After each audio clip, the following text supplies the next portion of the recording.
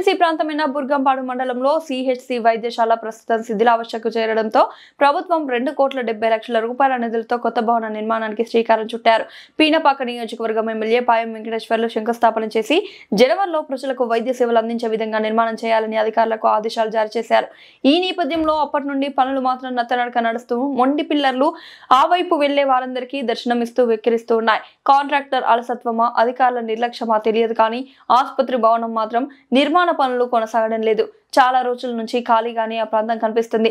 సాక్షాత్తు ఎమ్మెల్యే ఆదేశాలు చేసినా గానీ నిర్లక్ష్యంగా వ్యవహరిస్తూ ఉండడం, ఈ భవన నిర్మాణం పూర్తి కావడంలో పూర్తిగా నిర్లక్ష్యం కనిపిస్తోంది. కోట్ల రూపాయల ప్రభుత్వం వెచ్చించిన నిధులు మంజూరైన కాంట్రాక్టర్ మరియు అధికారుల నిర్లక్ష్యం కారణంగా అనుకున్న సమయానికి భవనం పూర్తి కాలేదు. ఈ ప్రాంతంలో ఈ ఆసుపత్రిపై ఆధారపడి మండల ప్రజలు ఎంతో మంది ఉన్నారు.